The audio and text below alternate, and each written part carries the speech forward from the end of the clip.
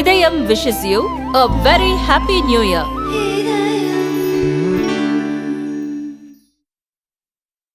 2025 ஆண்டு தொடக்கத்தில் பாட்டாளி மக்கள் கட்சியின் சார்பாக, பாட்டாளி மக்கள் கட்சியின் மகளிர் சங்கம் சார்பாக இன்று தமிழக பெண்களின் பாலியல் வன்கொடுமைக்கு எதிரான ஒரு மிகப்பெரிய போராட்டத்தை ஜனவரி 2ஆம் தேதி அன்று 2025 நாங்கள் நடத்தி இருக்கின்றோம். ஆமை நெக்ஸ்ட் அப்படின்ற தலைப்புல இந்த போராட்டத்தை நடத்தி இருக்கிறோம். ஏன்னா தமிழ்நாட்டுல நிறைய பெண் குழந்தைகள், நிறைய மகளிர் பெண்கள் இந்த பாலியல் வன்கொடுமைக்கு ஆளாக்கப்பட்டு துன்புறுத்தப்பட்டு இருக்கிறாங்க.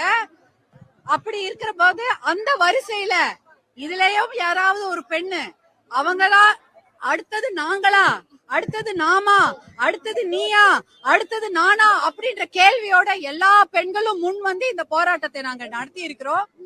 பாட்டாளி மக்கள் கட்சி சார்பாகவும், மருத்துவர் ஐயா அவர்களின் வழிகாட்டுதல் சார்பாகவும், பாட்டாளி மக்கள் கட்சியின் தலைவர் மருத்துவர் அன்புமணி அவர்களின் ஊக்குவிப்பு காரணமாகவும் இந்த மிகப்பெரிய போராட்டத்தை காலையிலிருந்து நாங்கள் தொடர்ந்து நடத்தி கொண்டு வருகின்றோம். இதற்கு மிகப்பெரிய ஆதரவு அளித்த எங்களுடைய ஊடக நண்பர்களுக்கும், பாட்டாளி மக்கள் கட்சியின் மகளிர் அணியினருக்கும், எங்களுடைய சகோதரர்களான பாட்டாளி மக்கள் கட்சியின் அனைத்து சகோதரர்கள் அவர்களுக்கும் என்னுடைய மனமார்ந்த நன்றியை நான் இன்னைக்கு தெரிவிச்சுக்கிறேன். இன்னைக்கு காலையில இருந்து வண்டிகள் வர ஆரம்பித்து விட்டது. இப்ப என்ன பண்ணிட்டாங்க, திருவண்ணாமலையில உழவர் மாநாடு நடந்தது. அங்க வந்து ஒரு 100-200 தான் காவல்துறை போட்டிருந்தாங்க. நாங்களே போனோம், பார்த்தோம். வழி சொல்றதுக்கு கூட காவல்துறை போடல. ஆனா இன்னைக்கு இந்த பேரணி நடக்க போகுது, வெறும் கண்டன ஆர்ப்பாட்டம் தான் நடக்க போகுதுன்னு கேள்விப்பட்டவனே, ஐயோ உழவர் மாநாடு அவ்வளவு பெருசா நடத்தி காமிச்சாங்களே, இவங்க என்ன பண்ணிடுவாங்களோன்ற ஒரு யூகத்துல கிட்டத்தட்ட வள்ளுவர் கோட்டம் தான் அந்த பேரணி, இது கண்டன ஆர்ப்பாட்டம் நடக்கும் இடம். அந்த இடத்துல 350-400 போலீஸ் குவிக்கப்பட்டிருக்கிறது. நாங்க என்ன அங்க வந்து போராட்டம் பண்ணுவதற்கும் மகளிர், வாய் பேச முடியாத குழந்தைகள், ஊமையான இருக்கக்கூடிய குழந்தைகள், அந்த குழந்தைங்களுக்காக ஒரு குரலாதான் ஒலிக்க நாங்க வந்தோம். அங்க வேற எந்த ஒரு தவறான எண்ணத்தோட எல்லாம் நாங்க வரல. கண்டிப்பாக இந்த குரலை வந்து தமிழக அரசு காதுல எட்ட வேண்டும் என்பதற்காக தான் அவ்வளவு பேரு, 2000 மகளிர் கூடி இருந்தோம். பூந்தமல்லி சுற்று வட்டார பகுதியில எல்லா வண்டியும் நிறுத்திட்டாங்க. கொடி கட்டின்னு வந்த அத்தனை பெரிய பெரிய வண்டியை நிறுத்திட்டு, கொடி கட்டாம வந்த சின்ன சின்ன வண்டிங்களை மட்டும் தான் உள்ள விட்டாங்க. விட்டதே அத்தனை மகளிரும் அங்க கூடி இருந்தாலும் அவர்களை எல்லாம் வந்து உடனடியாக கைது செய்து மண்டபங்கள், அதுவும் 2-3 மண்டபங்கள்ல பிரிச்சு அடைச்சிட்டாங்க. 2-3 மண்டபங்களை பிரிச்சு அடைச்சிட்டாங்க. ஏன்னா கும்பலா தெரிஞ்சா பெரிய போராட்டமாக இருக்க போகுதுன்னு. இத்தனை ஸ்ட்ராட்டஜி பண்ண காவல்துறை இதே ஸ்ட்ராட்டஜிய பண்ணிருந்தா எத்தனையோ பெண் குழந்தைகளை காப்பாத்திருக்கலாம் இல்லையா? எப்படி எல்லாம் இவ்வளவு பண்ணி எங்களை அரெஸ்ட் பண்றதுக்கு இவ்வளவு காவல்துறையை குவிச்சிங்களே, இதே காவல்துறையை குவிச்சிருந்தா எத்தனை பெண் குழந்தைங்க லிஸ்டா பாருங்க, எவ்வளவு பெரிய லிஸ்ட். இது வந்து கடந்த மாதம் மட்டும், கடந்த 2-3 மாதங்கள்ல நடந்தது. அயனாவரத்துல ஒரு சின்ன குழந்தை பாலியல் வன்கொடுமைக்கு ஆளாக்கப்பட்டு இன்னைக்கு அவங்களுக்கு தண்டனையா வழங்கிட்டாங்க. அண்ணா நகர்ல ஒரு சின்ன பெண் குழந்தை, அதே போல சென்னை பூக்கடையில ஒரு சிறுமி, வேலூர் அணைக்கட்டுல ஒரு சிறுமி பாலியல் வன்கொடுமைக்கு ஆளாக்கப்பட்டு இருக்கிறார். கிருஷ்ணகிரி பர்கூர்ல ஒரு சிறுமி, அதுவும் NSS கேம்புக்கு போற குழந்தைங்களை கூட பாலியல் வன்கொடுமை பண்ணிருக்கிறாங்க. திண்டுக்கல்ல பட்டிவீரன்பட்டியில, வடமதுரையில இன்னொரு பாலியல் வன்கொடுமை, புதுக்கோட்டையில கந்தர்வ கோட்டையில பாலியல் வன்கொடுமை, தஞ்சாவூர்ல ஒரு பெண்ணுக்கு பாலியல் வன்கொடுமை, கள்ளக்குறிச்சியில ஒரு வாரத்துக்கு முன்னாடி ஒரு இளம் விதவை, அந்த பொண்ணுக்கு பாலியல் வன்கொடுமை நிகழ்த்தப்பட்டு அந்த சம்பவ இடத்திலே மரணம் அடைஞ்சிட்டாங்க, கொண்டு இருக்கிறாங்க. யாரு குற்றவாளின்னு கூட இன்னும் கண்டுபிடிக்க முடியல. மதுரையில அங்கேயும் ஒரு கல்குளம் என்ற அந்த பகுதியில பாலியல் வன்கொடுமை, காஞ்சிபுரத்துல ஒரு கல்லூரி மாணவி, அண்ணா பல்கலைக்கழக கல்லூரி மாணவி. எங்க கிட்ட இன்னைக்கு ஒரு வந்திருக்கு பாருங்க அத்தனை லெட்டர்ஸ். நாங்க இந்த பெண்கள் எடுக்க பாலியல் வன்கொடுமைக்காகவும் பெண்கள் பாதுகாப்புக்காகவும் இந்த போராட்டத்தை நடத்துறோம்னு தெரிஞ்ச உடனே வீடியோ ஆதாரம், ஆடியோ ஆதாரத்தோட அத்தனை லெட்டர் வீட்டுக்கு வருது. எல்லாமே எங்களுக்கு நாங்களும் பாதிக்கப்பட்டிருக்கிறோம். அண்ணா பல்கலைக்கழக மாணவி பாதிக்கப்பட்டாதான் எல்லாரும் போராடுவாங்களா? எங்களுக்காகவும் போராடுங்க அப்படின்னு திருவாரூர்ல இருந்து கல்லூரியில இருந்து அனுப்புறாங்க. எல்லா அரசு கல்லூரியில இருந்து அனுப்புறாங்க. எல்லா கல்லூரியில இருந்தும் இந்த பாலியல் வன்கொடுமை நடந்து கொண்டிருக்கிறது அப்படின்னு அனுப்புறாங்க. இப்ப இதுக்கெல்லாம் என்ன பதில் சொல்ல போறோம்? பெண்களுக்கு பாதுகாப்பே இல்லையா தமிழ்நாட்டில பொறுத்த வரைக்கும் இன்னைக்கு அதிகப்படியான பெண்களுக்கு எதிரான நடத்தப்படும் பாலியல் வன்கொடுமைகள் அதிகமாகி இருக்குது. 2021 இருந்து 2023 2 வருடங்களில் 2 மடங்கு அதிகரித்து இருக்கிறது. இன்னைக்கு 5000 பேர் மேல 5000த்துக்கும் அதிகமான பெண் குழந்தைகள் பாலியல் வன்கொடுமைக்கு ஆளாக்கப்பட்டிருக்கிறாங்க. அப்படின்னா 11% அதிகமா இருக்குன்னு சொல்றாங்க. அப்படின்னா ஒரு மாநிலம் என்றால் அது பெண்களுக்கு பாதுகாப்பான மாநிலமாக இருக்க வேண்டும். ஒரு தமிழ்நாடு அப்படிப்பட்ட ஒரு நல்ல மாநிலமாக தான் இருந்தது. இன்னைக்கு என்ன சீர்குலைஞ்சு போயிருக்குது? ஏன் டபுள் மடங்கு 2 மடங்காக அதிகரித்து இருக்கிறது? வட இந்தியாவை தான் சொல்லுவாங்க, பீகார்ல அப்படி நடக்குது, ராஜஸ்தான்ல அப்படி நடக்கிறது, மேற்கு வங்காளத்துல அப்படி நடக்குதுன்னு. இன்னைக்கு பெண்களுக்கு பாதுகாப்பு இல்லாத மாநிலமாக 4வது இடத்துல இருக்குது தமிழ்நாடு. வெக்கக்கேடு. அப்புறம் என்னதான் இங்க காவல்துறையும் சட்டத்துறையும் அரசாங்கமும் செஞ்சுட்டு இருக்கிறாங்க? பாதி % பெண்கள் தானே இருக்கிறோம். எங்களுக்கு பாதுகாப்பு கொடுக்கல, ஆனா அரெஸ்ட் பண்ணதுக்கு இவ்வளவு பேர் வந்திருக்கிறீங்களே, எங்களுக்கு பாதுகாப்பு கொடுக்க எத்தனை பேர் வந்திருப்பீங்க? தனியா நடக்கும்போது அந்த பெண்ணுக்கு பாதுகாப்பு கொடுக்க ஒருத்தர் வந்திருந்தா கூட இந்த பாலியல் வன்கொடுமைகள் நடந்திருக்காது இல்லையா? ஆனா இதையெல்லாம் பார்த்துட்டு சும்மா இருக்கிறீங்க. எப்படி இருக்கிறீங்க? மனசாட்சி இல்லையா? எனக்கெல்லாம் கொதிக்குது. இன்னும் எத்தனை குழந்தைங்களை காவு வாங்குவீங்க? எத்தனை குழந்தைங்க சாவணும் உங்களுக்கு? எத்தனை பெண்கள் பலியாகணும் உங்களுக்கு? எத்தனை இளம் விதவைகள் செத்து போனோம்? குற்றவாளிகளையும் பிடிக்க முடியல, அவங்களுக்கு தண்டனையும் கொடுக்க முடியல, சட்டத்து மூலமா அவங்களுக்கு ஒரு விடிவு காலமும் கிடைக்கல. அப்ப என்னதான் இங்க நடக்குது? இத பாக்கிறதுக்கு மனசாட்சின்னு ஒண்ணு இருக்கா? கொதிக்கலையா? வயிற்றுச்சலா இருக்குது. குழந்தைங்களை வெளில அனுப்ப முடியல. ஒரு அபார்ட்மெண்ட் வீட்டுல குழந்தைங்களை வச்சுக்க முடியல. அங்க நடக்குது பாலியல் வன்கொடுமை. பள்ளிக்கூடத்துக்கு அனுப்ப முடியல. 3 வயசு குழந்தை, 6 வயசு குழந்தை, 10 வயசு குழந்தை. படிச்சுட்டு காலேஜ் அப்பயாவது நிம்மதியா இருக்குமா? அங்கேயும் 15 வயசு, 16 வயசு, 18 வயசு, 19 வயசு கல்லூரி மாணவி எல்லாருக்கும் பாலியல் வன்கொடுமை நடந்துன்னு இருந்தா அப்ப இந்த நாட்டுல பெண்கள் வாழறதா இல்லையா? எங்களெல்லாம் பார்த்தா மனசாட்சியே இல்லையா? உங்களுக்கு காப்பாத்தணும்னு தோணலையா? எங்களுக்கு எல்லாம் பதக்குது. எங்க குழந்தைங்க எப்படி நாங்க வெளில அனுப்புறது? எப்படி அனுப்புவோம்? உங்களுக்கு மட்டும் இல்ல, எல்லாருக்கும் தான் குழந்தைங்க இருக்கு. உங்களுக்கும் பெண் குழந்தைங்க இருக்கு, எனக்கும் பெண் குழந்தைங்க இருக்கு, இந்த நம்ம சுத்தி இருக்கிற எல்லாருக்கும் பெண் குழந்தைங்க இருக்கு. எப்படி அவங்களை படிக்க அனுப்புறது? ஹாஸ்டலுக்கு அனுப்ப முடியுமா? வேலைக்கு அனுப்ப முடியுமா? பால் சொசைட்டில போய் பால் ஊத்திட்டு வர ஒரு பொண்ணை போய் பாலியல் வன்கொடுமை செய்து கொண்டு இருக்கிறாங்க. அதை கண்டுபிடிக்க முடியலையா? அதுவும் திம்மாவரம் பெரிய 10 லட்சம் பேர் இருக்கிற ஊராது.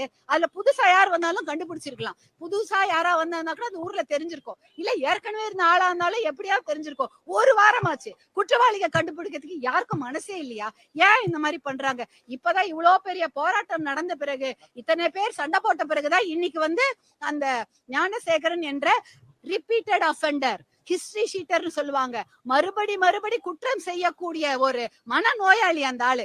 அவனுக்கு இவ்வளவு நாள் விட்டு வச்சிருந்தீங்க. இன்னைக்குதான் இந்த போராட்டம் எல்லாம் நடந்த பாட்டாளி மக்கள் கட்சியின் போராட்டங்கள்லாம் தொடர்ந்து நடந்தப்புறம் தான் உங்களுக்கு தோணுதா அவங்க மேல குண்டாஸ் போடணும்னு? ஒரு வருஷம் கழிச்சு விட்டுடுவீங்களா? அவனுக்கு தண்டனை கொடுக்க மாட்டீங்களா? சிறப்பு போக்சோ நீதிமன்றங்கள் ஏன் கொண்டு வரல? 300 பாலியல் வழக்குகள் இருந்தாலே அங்க சிறப்பு போக்சோ நீதிமன்றம் இருக்கணும்னு சொல்றாங்க. இங்க ஒரு போக்சோ நீதிமன்றத்துக்கே வழி இல்ல. 300க்கு மேல இருந்தா 2 போக்சோ நீதிமன்றம் இருக்கணும்ங்கறாங்க. அதுக்கு ஒரு போக்சோக்கே இங்க வழி இல்ல. போக்சோ நீதிமன்றத்துக்கு வழி இல்ல. மகளிர் நீதிமன்றங்கள்லாம் இருக்குது, மகளிர் காவல் நிலையங்கள்லாம் இருக்குது. எல்லாத்தையும் கொண்டு போய் ஒரு டிஜிபி கீழே கொண்டு வந்தீங்க. இருந்தாலும் காவல்துறையால் இந்த பாலியல் வன்கொடுமையை கட்டுப்படுத்த முடியலையே, அதை அடக்க முடியலையே. அப்ப என்னதான் பண்ணிட்டு இருக்கீங்க? வெறும் பந்தோபஸ்து தான் உங்க வேலையா? பந்தோபஸ்துக்கு தான் போவீங்களா? பாதுகாப்பு கொடுக்க மாட்டீங்களா? அரசு சட்டம் ரொம்ப கடுமையாக இருக்க வேண்டும். ஏன்னா இதுக்கெல்லாம் காரணம் மதுவும் போதையும் தான். தெருக்கு தெரு மதுக்கடை, பள்ளிக்கூடம், சின்ன குழந்தைங்களுக்கு கூட கஞ்சா அப்படின்னு எல்லாம் ஈஸியா கிடைக்குது. இதெல்லாம் கட்டுப்படுத்தினாலே இந்த பாலியல் வன்கொடுமைக்கு இந்த கொடுமை நிற்கும். ஆனா அதெல்லாம் கட்டுப்படுத்துறதுக்கு யாருக்குமே மனசே வராது. ஏன்னா இதுல எல்லாரும் ஒன்னா இருக்கிறாங்க. இதை கட்டுப்படுத்துறதுக்கு மனசு இல்லாம இந்த பாலியல் வன்கொடுமையை தொடர்ந்து அதிகரித்து கொண்டிருக்கிறது. தமிழ்நாடு வாழ தகுந்த மாநிலமாக என்னைக்கு போய்கொண்டே இருக்கிறது. இதுக்கெல்லாம் ஒரு முடிவு கட்டணும். எல்லாரும் மனசு வைக்கணும், ஒன்னா சேரணும். கண்டிப்பாக பெண்களுக்காக எல்லாரும் ஒன்னா குரல் கொடுக்கணும். இன்னைக்கு நீங்க எல்லாரும் ஒன்னா வந்திருக்கீங்க. உங்க எல்லாருக்கும் என்னுடைய நன்றியை தெரிவிச்சுக்கிறேன். இதோட இந்த போராட்டம் ஓயாது. இதுக்கெல்லாம் நீதி கிடைக்கிற வரைக்கும், கொடுமைகள் அது குறையிற வரைக்கும் நாங்க போராடி கொண்டுதான் இருப்போம் என்று கூறிக்கொள்கிறேன்.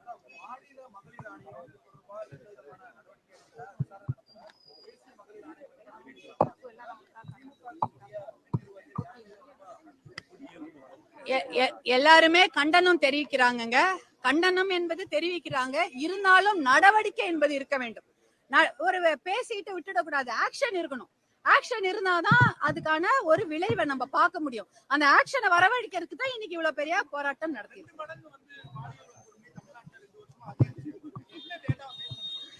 அத தகவல் ஆணையமேல நம்பரோட கொடுத்திருக்கிறாங்க. படிக்கிறதுனா படிக்கிறேன், ஆனா அது ஒரு 2 பக்கம் போகுது. நம்பரோட இருக்கு. நீங்க பாத்தீங்கன்னா 5000க்கு மேல இருக்குது. இதெல்லாம் பதிவு பண்ணப்பட்ட கேஸ். பதிவு பண்ணாம இன்னும் எவ்வளவு இருக்கும் பாருங்க.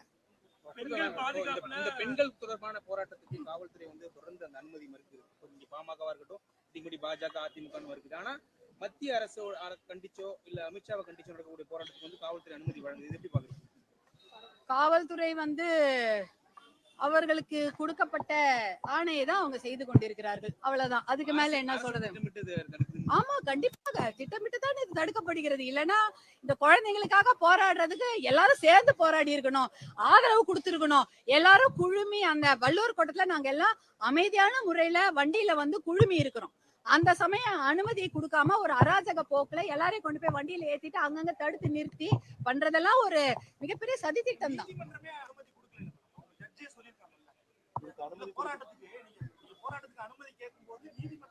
போராட்டத்துக்கெல்லாம் அனுமதி கொடுத்துட்டாங்க. அதுக்கப்புறம் அனுமதி என்பது என்ன பண்றாங்க, வாங்க பண்ணுங்கன்னு எல்லாம் சொல்லிடுறாங்க. அனுமதி கொடுக்கலன்னா கூட பேசணும்ல. சும்மாவே குடுக்கல, அனுமதி குடுக்கலன்னு வாய் மூடின்னு போறதுக்கு எதுக்கு நம்ம இன்னைக்கு மகளிர்லாம் இருக்கிறோம். எங்க உரிமைக்கு நாங்க குரல் கொடுக்காம நீதிமன்றமும் மத்தவங்களுமா குரல் கொடுப்பாங்க. நாங்க குரல் கொடுத்துக்கிறோம். எங்க உரிமைக்கு, எங்க பாதுகாப்புக்கு நாங்க மகளிரே குரல் கொடுத்துக்கிறோம். பெண்கள் பாதுகாப்பு இது பண்ணிட்டு எதுக்காக அரசியல் பண்றீங்கன்னு உயர்நீதிமன்றம் கேள்வி எழுப்புறாங்க. இல்லைங்க, அதாவது நீதிமன்றங்களுடைய வாதங்களை நாங்க மறுத்து சொல்ல முடியாது. இருந்தாலும் பெண்களுக்காக பெண்கள் போராடாமல் என்ன பண்ண போறோம்? அரசியலா இருக்கட்டும், என்ஜிஓவா இருக்கட்டும், இல்ல ஒரு வீடா இருந்தா கூட போராட்டம் பண்ணும் இல்லையா? ஒரு தாய்மார் போராட்டம் பண்ணுவாங்களா இல்லையா? என்னுடைய எதுவா இருந்தாலும் நான் போராட்டம் தானே. யாருக்காக பண்றோம்? வேற ஏதோ அரசியலுக்கு நாங்க பண்ணலையே. பெண்களுடைய பாதுகாப்புக்கு தானே பண்றோம். இந்த பெண்களுக்கு நாங்க போராட்டம் பண்ணா வேற யார் போராட்டம் பண்ணுவா? கண்டிப்பாக பண்ணுவோம் தான். அரசினுடைய நடவடிக்கை அடுத்த கட்டம் எப்படி இருக்கும்னு நினைக்கிறேன். தொடர்ந்து போராட்டம் நடைபெற்று வருது. இந்த விவகாரத்திலேயே அந்த மாதிரி நடவடிக்கை இருக்கும்னு நினைக்கிறேன். உடனடியாக 13 அம்ச திட்டம் என்று ஒன்று இருக்கிறது. அதாவது காவல்துறை, இந்த சுகாதாரத்துறைக்கெல்லாம் கிளாஸ் எடுக்கணும். எப்படி இந்த மாதிரி பாதிக்கப்பட்ட பெண்களுக்கு எப்படி அணுகிறது என்பது கிளாஸ் எடுக்கணும். அவங்க பேரையும் இதையும் உடனே டெக்னிக்கல் கிளிச்சுன்னு சொல்லிட்டு எஃப்ஐஆர்ல வெளியில எல்லாம் விடக்கூடாது. இதெல்லாம் பாத்துக்கணும். அதே சமயம் எந்த இடத்துல பாதுகாப்பு இருக்கணும் அதெல்லாம் கொடுத்துருக்கணும். அது ஒண்ணு.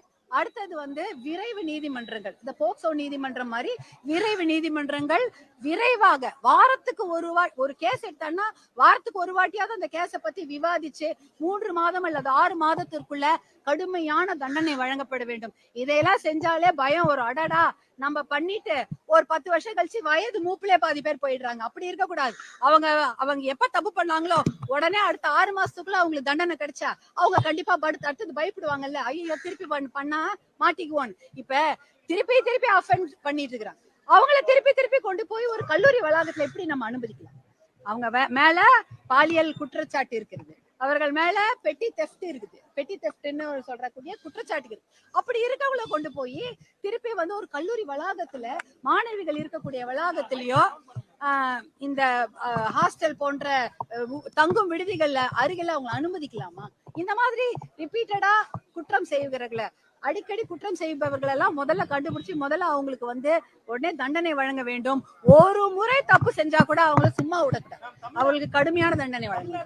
கல்லூரி வளாகங்கள்லாம் பெண்களுக்கு பாதுகாப்பு இல்லாத ஒரு நிலை இருக்கு. ஏன்னா அண்ணா யூனிவர்சிட்டியில ஒரு தொடர்ச்சியா ஒரு உள்ள போயிட்டு வந்திருக்காரு. அந்த சுவர்லாம் ஏறி போயிருக்கு. இதுக்கு இப்போ உயர்கல்வித்துறை அமைச்சர் இப்பதான் அதுக்கான நடவடிக்கை எடுப்போம்னு சொல்லியிருக்காங்க. நீங்க அதை எப்படி பாக்குறீங்க? அதாவது எந்த இடத்துலயுமே பாதுகாப்பு இல்ல. கல்லூரி வளாகம் மட்டும் சொல்ல வரல, பள்ளி வளாகத்துல கூட தான் பாதுகாப்பு இல்ல. அங்க இருக்கக்கூடிய மற்ற மாணவர்களாலேயோ இல்ல அங்க இருக்க பணி செய்யக்கூடியவர்களாலேயோ நான் டீச்சிங் ஸ்டாஃபாலேயோ எல்லாருக்குமே குழந்தைகளுக்கும் பெண் குழந்தைகளுக்கும் ஆண் குழந்தைகளுக்கும் பாதுகாப்பு இல்லாத சூழ்நிலை தான் இருக்கிறது. அதற்கு வந்து நம்ம வந்து சிசிடிவி கேமரா வைக்கிறதோ, அதெல்லாம் ஒழுங்கா வேலை செய்யறதான்னு பாக்குறதோ, இதெல்லாம் நம்முடைய பணி. அதெல்லாம் அந்தந்த துறை மட்டும் இல்ல, அந்தந்த நிறுவனங்களுடைய பணி. அது கண்டிப்பா பண்ணி வெளியானது தொடர்பா வந்து கமிஷனர் ஒரு இது சொல்லியிருந்தாரு. அது வந்து மத்திய அரசோட வெப்சைட்ல இருந்து வெளியே வந்திருக்கு அப்படின்னாரு. இந்த மாதிரி பாலியல் வழக்குல வந்து சம்பந்தப்பட்டவங்களோட டீடைல்ஸ் வெளியாகிறது பெரிய ஒரு ஆபத்தை ஏற்படுத்தும். அதாவது ஒரு எஃப்ஐஆர் போடும் பொழுது எண்கள் கொடுப்பாங்க. இப்ப எந்த செக்ஷன் 307, 302 அந்த எண்களை வந்து பாலியல் வழக்கா இருந்தா அது வந்து பிளாக் பண்ணணும்.